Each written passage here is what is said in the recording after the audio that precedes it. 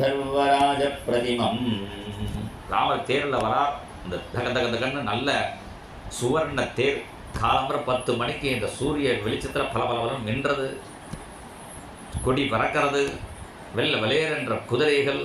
ரொம்ப குதிரையே எப்படி இருக்கான்னா கரையண்டு சிசுக்கள் போய் சேர்ங்கிறார். யானைக்குட்டி மாதிரி குதிரை இருக்கான். அந்த அளவுக்கு ஹைட்டாக வெயிட்டாக ஜம்முன்னு இருக்கான். அப்படின்னா குதிரையே யானைக்குட்டி மாதிரி இருந்தால் யானை எப்படின்னா நகோபமைகி, யானை மலை மாதிரி இருக்குங்கிறார்.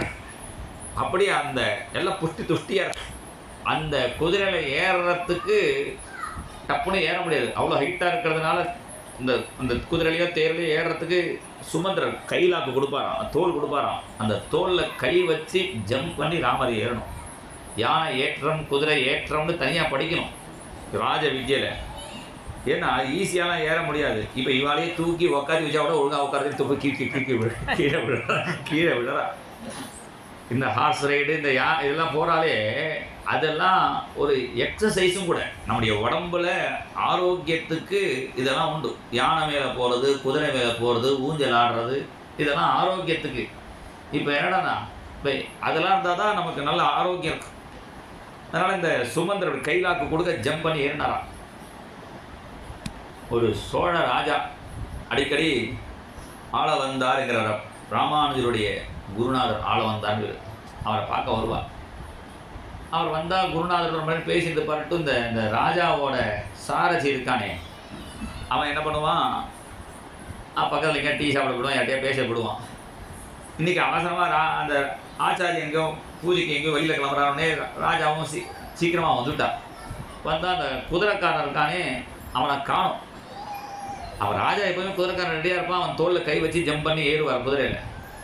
அதே மாதிரி யாரும் அப்படி குனிஞ்சு நின்னா அவன் குதிரைக்காரனாச்சுன்னா அவன் கை வச்சு ஜம்ப் பண்ணி மேலே ஏறின்னு திரும்பி பார்த்தா அவர் ஆச்சாரியர் குனிஞ்சு நிற்கிறார். ஆஹா, நீங்கள் ஆச்சாரியராச்சே, நீங்கள் என் மேலே கை வச்சு ஏறிட்டேன். நான் சுமந்திரன் நினச்சிருந்தேன், வந்து ராமச்சந்திர பிரபுன்னு நினச்சிருந்தேன். நான் குனிஞ்சு ஏறினேன். தன்னுடைய சிஷ்யன் ராஜா வரும்பொழுது கூட அவர் பாவம் பாருங்க, நான் சுமந்திர பாவத்தில் நின்னேங்கிறார்.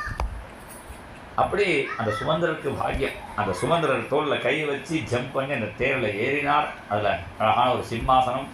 அந்த சிம்மாசனத்தில் கீழே பாதபீடம் வேற இருக்கு. ஒரு காலை தொங்க போட்டு ஒரு காலை மடக்கி வச்சுருந்துருக்கா. இது வீராசனன்னு பேர். அண்ணா அடிக்கடி இப்படி தான் உட்காந்துப்பா. ஒரு காலை தொங்க போட்டு ஒரு காலை மடக்கி இப்படி போட்டுருக்காரு. தட்சிணாமூர்த்தி உட்கார்ற மாதிரி இப்படி உட்காந்துட்டு மேலே உத்தரீயம் நல்ல தகன்னு உத்தரீயம். என்னோட உத்தரீயத்தை பார்க்காங்களோ, ராமரோட உத்தரீயம் தகன்னு உத்தரீயம் ஒரு பக்கம் போட்டு இப்படி இன்னொரு பக்கம் அப்படி கையில் சுருண்டு இப்படி விழுது. அப்படி பக்கத்தில் சத்திர சாமர பாணிஸ்து. லக்ஷ்மணனுக்கு எப்போவுமே சத்திரம் முடிக்கிறது தான். சாமரம் பரதனை யாராக போடுவா. இப்போ பரத சத்ருகன் வெளியில் போனதுனால லக்ஷ்மணுக்கு அடிச்சது பாக்கியம். லக்ஷ்மணன் எப்போவுமே கொடை பிடிக்கிறது தான் இஷ்டமா. ஏன்னா வைகுண்டத்தில் நின்றால் கொடையாமல் எப்போதும் கொடை பிடிச்சி அபியாசம் இருக்கிறதுனால, ஆதிசேஷனாக இருக்கிறதுனால கொடை பிடிச்சிப்பார். இப்போ சாமரம் போடுறதுக்கு ஆளுனால இவரே சாமரம் கொண்டு கொடையும் பிடிச்சி நிற்கிறார். அந்த வண்டி கிளம்புறது, அந்த குதிரைகளே ஒரு ஒரு ஒரு கடைச்சி ஒரு சத்தம் அழகாக சொல்கிறார். அது ஒரு கோஷம் கொடுத்து ஒரு குதிரை கிளம்புறதான். ஜெயகோன்னு ராமருக்கு ஒரு ஜெயகோஷம் மன்னிண்டு குதிரை முன்னாடி பார்த்துன்னா ஓடணும். அப்படி ஓடுற குதிரை அப்படி திரும்பி ராமரை பார்த்துன்னு போடுறான். அப்படி அந்த குதிரை கிளம்ப அந்த ராமர் வர அழகாக வர்ணிக்கிறார். கந்தர்வராஜ பிரதிமம் லோகே விக்யாத பௌருஷம். கந்தர்வராஜன் சித்திரரசன் ரொம்ப அழகு. கந்தர்வாலே கொஞ்சம் அழகாக இருப்பா. அந்த கந்தர்வராஜன் அழகுன்னு சொல்லிப்பாலே அந்த ராமரை பார்த்தா அவன் கந்தர்வராஜன் தோற்றுவான். கந்தர்வராஜ பிரதிமம். இதெல்லாம் ஸ்திரீகள் பேசிக்கிறார் ராமனுடைய அழகை பார்த்து. ஸ்திரீகளுக்கு அழகை பார்ப்பாலே தவிர புருஷன்னா அழகை கவனிக்க மாட்டான். நல்லா ஆரோக்கியமாக நல்ல புருஷனால கம்பீரமாக கட்டுமஸ்தான சரீரத்தோடு இருக்கணும். திடீர்னு யாராவது ஆத்துக்காரி அடிக்க பிடிக்க வந்துட்டான்னா நான் ஆத்திரை எடுத்து பயந்து நீங்க ஓடக்கூடாது, எடுத்து சண்டை போடுற ஆள் மாதிரி இருக்கணும். அதனால லோகே விக்யாத பௌருஷம். ராமருடைய அந்த பௌருஷனுக்கு பவர். அதை சொல்றார் ராமபத்ர தீட்சிதர். திக்பாலஸ்மய கஸ்மர கிரமதச கிரீவ கிரக வியக்ரதோஸ்தம்பாடம்பர கார்த்தவீரிய விஜய வியாக்கியாத முக்கிய ஊஜசா ஜேதாரம் ஜமதக்னி ஜன்மனரசேகே வீரஸ்ய சாரஸ்வத ஸ்ரோதஸ்யூத கணாலி மாலிகதி மே சேதரண்யம் நரம். எப்படிதான் அவருக்கு வாக்கு வருதோ தெரியல. ராமபத்ர தீட்சை அப்படியே பிரவாகம் மாதிரி இருக்கு. திக்பாலஸ்மய கஸ்மர கிரம தச கிரீவ கிரக வியக்ர தோஸ்தம்பாடம்பர கார்த்தவீரிய விஜய வியாக்கியாத முக்கிய ஊஜசா. இது சமாசம் விக்கிரக வாக்கியம் சொல்லணும்னா பெருசாக சொல்லணும். அப்படி இருக்கு. அப்படி அவர் என்ன சொல்றாருன்னா, அந்த ஜனங்கள் பேசிக்கிறாராம். என்ன பேசிக்கிறான்னா, உலகத்திலேயே அஷ்டதிக்பாலகால் தான் ரொம்ப பவர்ஃபுல். ஏன்னா அவள் தான் இந்த 8 திக்கையும் காப்பாற்று, லோகத்தை காப்பாற்றிட்டு இருக்கா. இந்திரன், அக்னி, யமன், நிருதி, வருணன், வாயு, குபேரன், ஈசானன் அஷ்டதிக்பாலகர்கள். இது இன்னும் 8 பேர் இன்னும் சேர்த்துக்கணும். மேலே பிரம்மா, கீழே விஷ்ணு, தசதிக்பாலகால் உண்டு. இவா தான் உலகத்தையே பார்த்துட்டு இருக்காங்கிறோம். இவன் அந்த அஷ்டதிக்பாலகா 8 பேரையும் கண்ணில் விரலை விட்டு ஆட்டினவன் யாருடான்னா இந்த ராவணன். அஷ்டதிக்பாலகாலையும் நவகிரகங்களையும் படியாக போட்டு மிதிச்சுட்டு போவான். அப்படி அந்த அளவுக்கு பவர்ஃபுல்லாக இருந்தான் ராவணன். அப்பேற்பட்ட ராவணனை ஈஸியாக அடக்கின ஒரு ஆள் யாருடான்னா கார்த்தவீர்யார்ஜுனன் ஒரு அசுரன், ஒரு ராஜா. அவருக்கு 1000 கை, சுதர்சன பகவானுடைய அவதாரம். அவர் என்ன பண்ணினார், 1000 கையால் நர்மதா நதியில் தன்னுடைய 1000 கையும் போட்டு டேம் மாதிரி கட்டி தடுக்கி வச்சுட்டு ஜலக்கிரீடை பண்ணிட்டு இருக்கார் தன்னுடைய பத்னிகளோட. நர்மதா நதி தீரத்தில் அங்கேயே ஒரு இடத்துல ராவணன் சிவ பூஜை பண்ணிட்டு இருக்கான். டேம் மாதிரி 1000 கையால் அந்த ஜலத்தை அடக்கி குளிச்சுட்டு இப்படி கையை தூக்கினாரா, பிரவாகமாக கிளம்பிடுச்சு. டேமை திறந்து விட்ட மாதிரி ஜலம். அது ராவணன் பூஜைக்கு வச்சுருந்த சாமான்லாம் தூக்கி போயிடுச்சு. இன்னும் ராவணன் அங்கே யாயா சண்டைக்குன்னு வந்தால் அவனுக்கு 20 கைனா எனக்கு 1000 கை கோழி கொஞ்சம் கூட அவங்க அமைக்க கொண்டு ஜெயிலில் கொண்டு போட்டுட்டாங்க. கார்த்தவீர்யார்ஜுனன் ராவணனை கடைசியில் புலஸ்தியர்னு அவனுடைய தாத்தா வந்து என் பேரப்பா அவங்க விட்டுடணுன்னு அவருக்காக அவனை போய்ட்டு வரானேன் முதுகில் 2 தட்டு தட்டி அமைச்சான். அப்படி இந்த அஷ்டதிக்பாலகளை அடக்கின ராவணனை அடக்கினது கார்த்தவீர்யார்ஜுனன். அந்த கார்த்தவீர்யார்ஜுனுடைய 1000 கையும் அவ்வளோ பவர்ஃபுல்லுங்கிறா. அந்த 1000 கையும் மரக்கலை மாதிரி வெட்டினவர் யாருன்னா பரசுராமர். அந்த பரசுராமரை ஒரே க்ஷணத்தில் ஜெயிச்ச ராமர் நம்ம ராமர் அப்படிங்கிறார். திக்பாலஸ்மய கஸ்மர கிரமதச கிரீவ கிரக வியக்ர தோஸ்தம்பாடம்பர கார்த்தவீரிய விஜய வியாக்கியாத முக்கியோஜசா ஜேதாரம் ஜமதக்னி ஜன்மன ரிஷேர் வீரஸ்ய சாரஸ்வத ஸ்ரோதஸ்யூத கணாலி மாலிகதி மே சேதரண்யம் நரம்.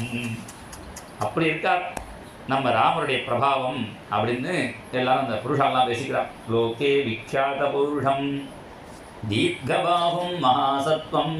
ராமருடைய கை இருக்கே நீண்ட கையா. சமுத்திரிகா லட்சண பிரகாரம் அப்படி தான் சொல்லியிருக்கு. கையை தொங்க போட்டால் முட்டுக்கு கீழே வரணும். உட்காந்துருக்கும் போது இல்லை, நின்றுருக்கும். உட்காந்துருக்கும் போது எல்லாருக்குமே வரும். நின்றுட்டு இருக்கும்போது கையை தொங்க போட்டோன்னா முட்டுக்கு கீழே அந்த கை விரல் நீண்டுப்போம். அது வந்து சாமுத்திரிகா லட்சணம்னு சொல்லியிருக்கு. அப்படி ராமருடைய கை எல்லாருக்கும் தானம் பண்ணி கொடுத்து கை நீளமாக இருக்கான். சில பேருக்கு வேறு விதமாக இருக்கும். அந்த மாமாவுக்கு கொஞ்சம் கை நீளம் ஜாஸ்தி, சாமான்லாம் கொஞ்சம் பத்திரமா எடுத்து வச்சுருப்போம் அப்படின்னு பார்க்க. அது மாதிரி எடுக்கிறது இல்லை ராமருக்கு. ராமருக்கு கொடுக்கறது நீளம். தீர்க்கபாகும் மகாசத்தம். இந்த ராமர் கிளம்பி வர டைமா ஒரு உஞ்சவர்த்தி பாகவர் வந்துட்டார். அந்த டைமா பார்த்து ஏதோ ஜெய ஜெய பாடிட்டு நாராயண நாராயண ஜெய ஜெய கோவிந்த ஹரே, நாராயண நாராயண ஜெய ஜெய கோவிந்த ஹரே, நாராயண நாராயண ஜெய ஜெய கோபால ஹரே, நாராயண நாராயண ஜெய ஜெய கோபால ஹரே, நாராயண நாராயண ஜெய ஜெய கோவிந்த ஹரே, நாராயண நாராயண ஜெய ஜெய கோவிந்த ஹரே, நாராயண நாராயண ஜெய ஜெய கோபால ஹரே, நாராயண நாராயண ஜெய ஜெய கோபால ஹரே, கோவிந்த ஹரே ஜெய ஜெய கோபால ஹரே, கோவிந்த ஹரே ஜெய ஜெய கோபால ஹரே, கோவிந்த ஹரே ஜெய ஜெய கோபால ஹரே,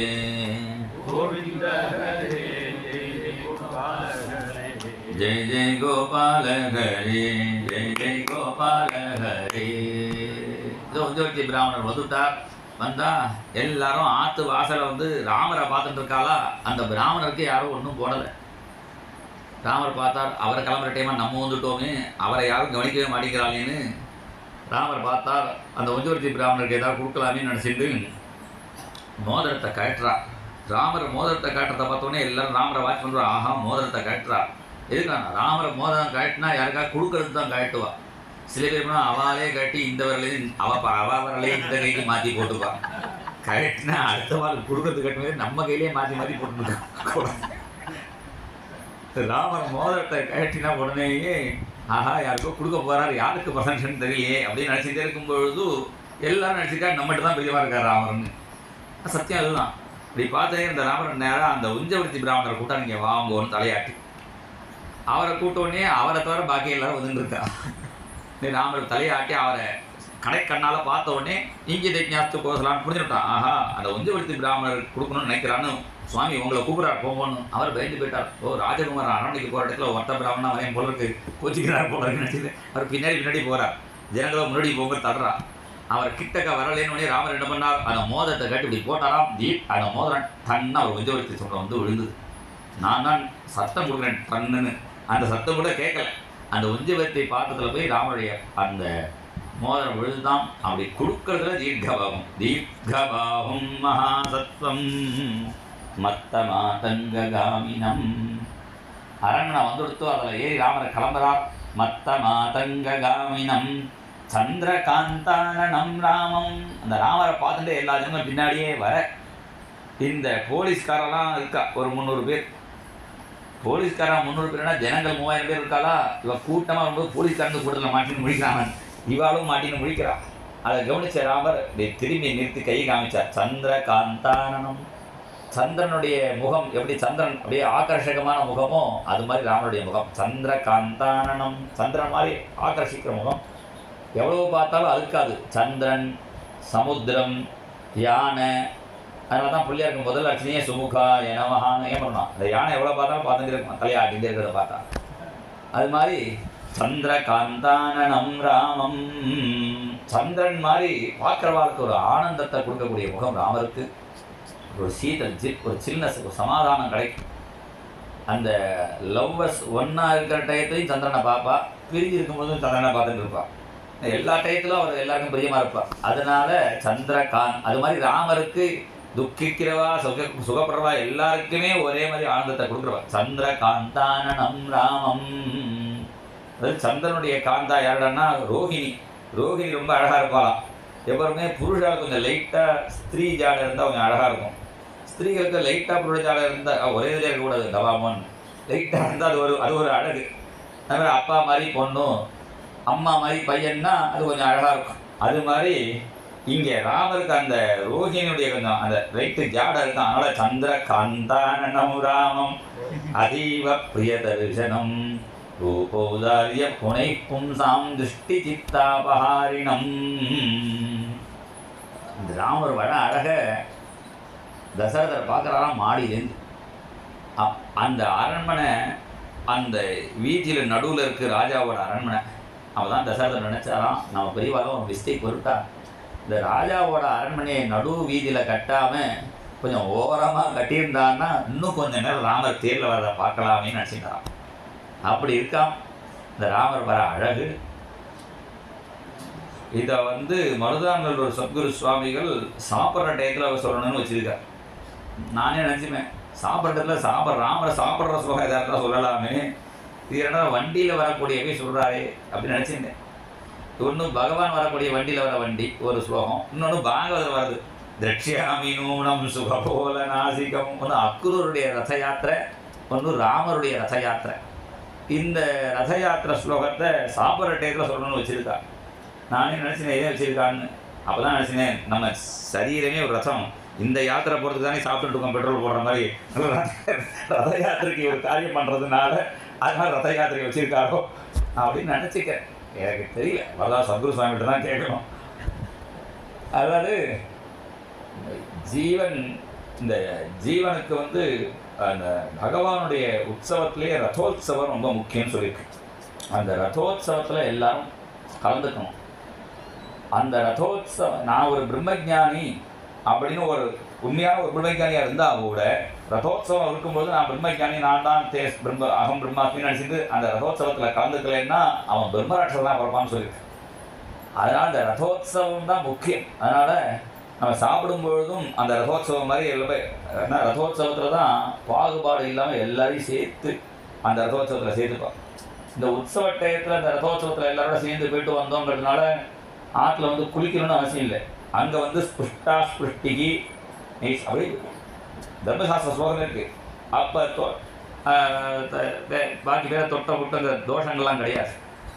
அது மாதிரி அந்த ரதோத்சவத்தில் எல்லாரும் எப்படி ஒன்றா இருக்கணுமோ அது மாதிரி சாப்பாட்லேயும் எல்லாருக்கும் ஒரே மாதிரி அன்னதானம் மரணம் நடிச்சிருந்தாரோ என்ன இந்த நானாக ஒன்று ஒன்றா யோசிச்சு சொல்லிட்டு இருக்கேன். ஏதோ ஒரு காரணம் இந்த ரதத்தில் வரக்கூடிய ராமரை ஸ்மரிச்சிக்கணும் என்று நான் முக்தி ரதத்தில் வரக்கூடிய பகவானை பார்த்தா ரொம்ப விசேஷம். அதனால் அந்த ரதோத்சவத்தை ஸ்மரிச்சிக்கணும்னு வச்சுருக்கார் போல இருக்கு. இந்த ராமர் ரதத்தில் வந்து அரண்மனையில் ஏறி உள்ளுக்குள்ளே அப்பாவுக்கு அபிவாதியை சொல்லி நமஸ்காரம் பண்ணினாலாம். நாமம் ஸ்வம் ஸ்ராவயாமாசேங்கிற அப்பா தானே பேரையை வச்சார். அப்பாவே நான் தான் ராமவர்மா நாமாஸ்மின்னு சொல்லணுமான்னா சம்பிரதாயம்.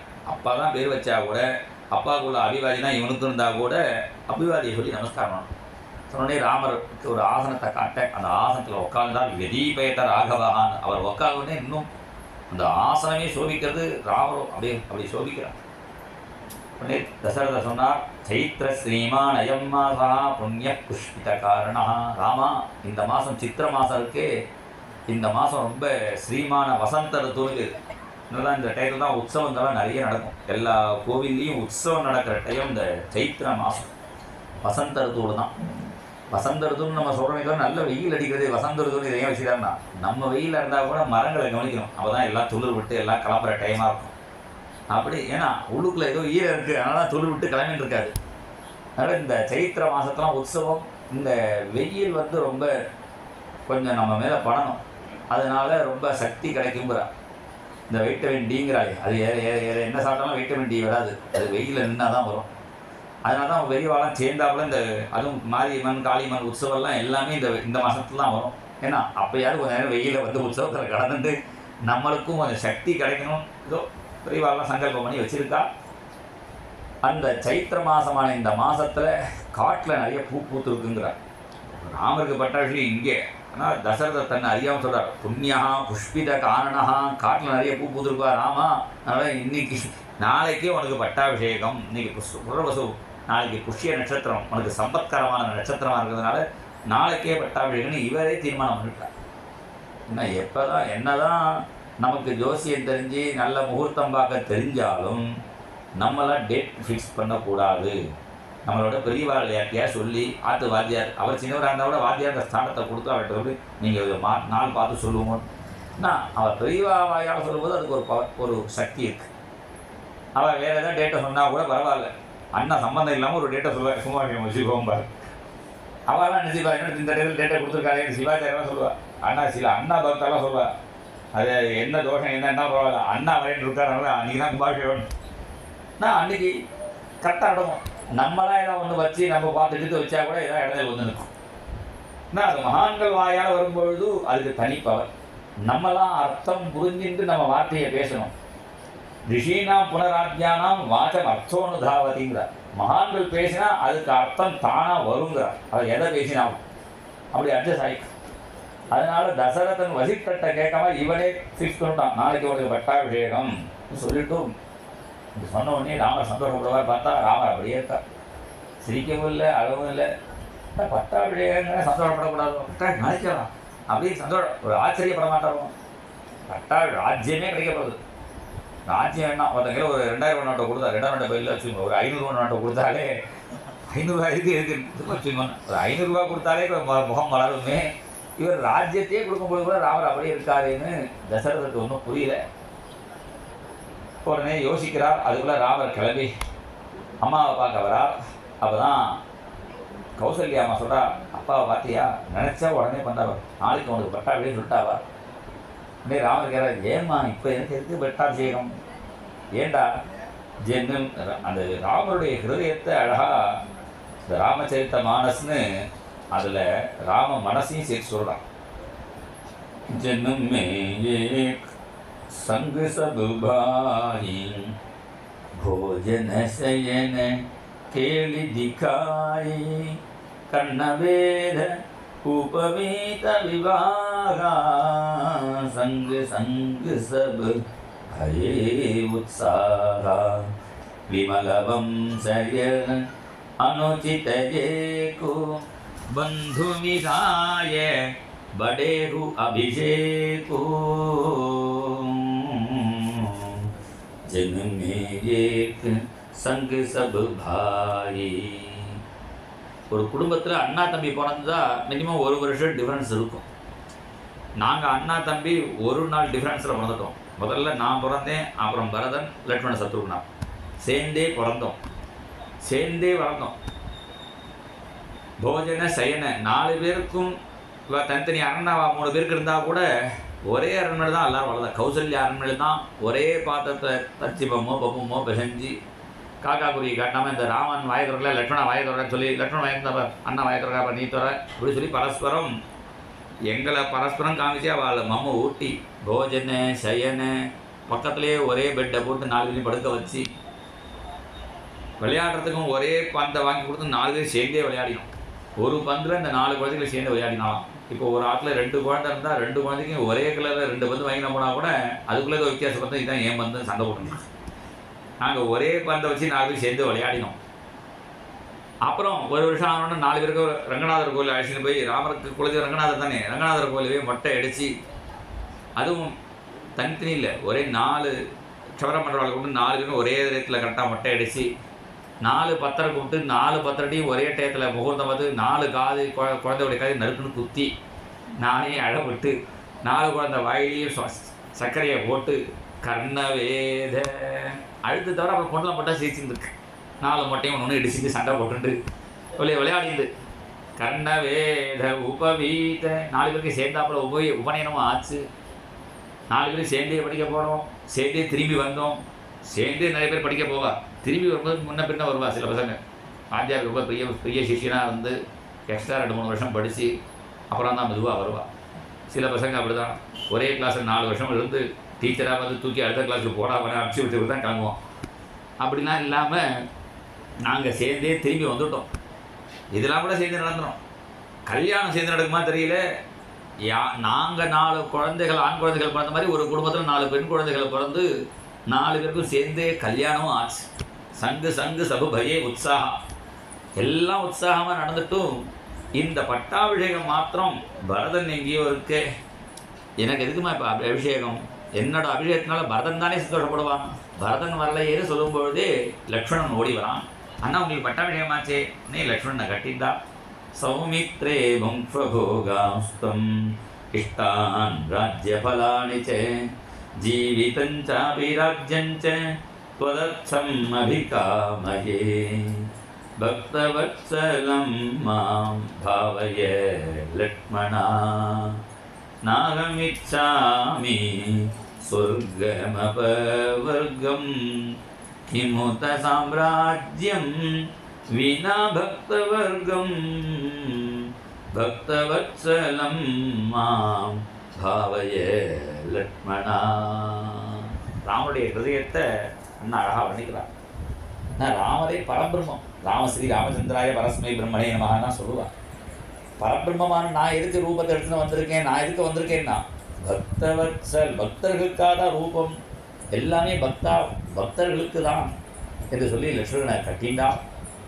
உடனே தசரதர் ராமனை திருப்பி கூப்பிட்டு இருக்கிறார். தசரதர் புரிஞ்சு விட்டார் ராமனுடைய ஹிருதயத்தை. ராமரில் ஏதோ இன்ட்ரெஸ்ட் இல்லை போல இருக்குது.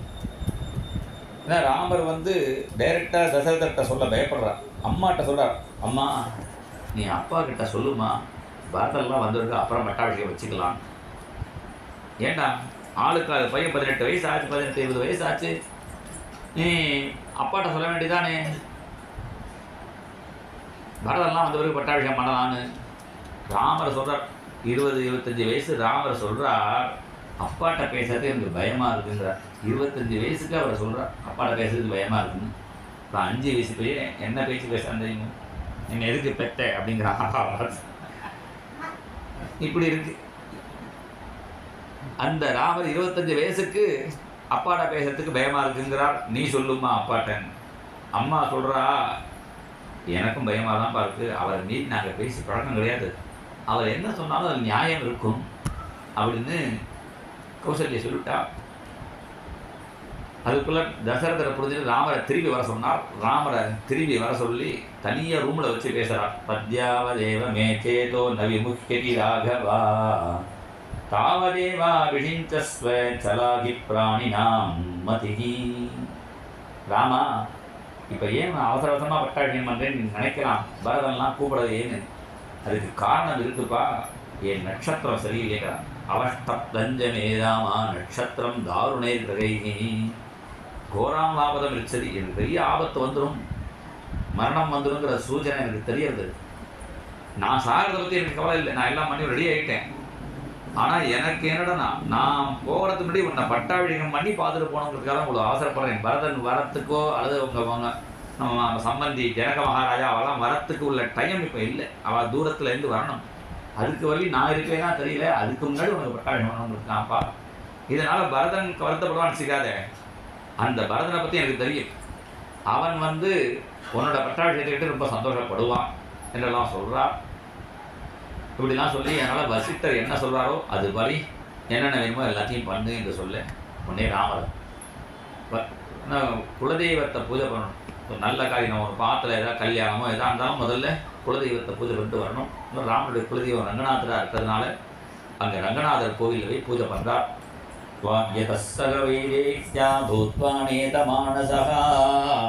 ஸ்ரீமத்யாயதனே விஷ்ணு சிஷ்யே நரவராத்மஜா துஷ்டாவ பிரணதஸ்சைவ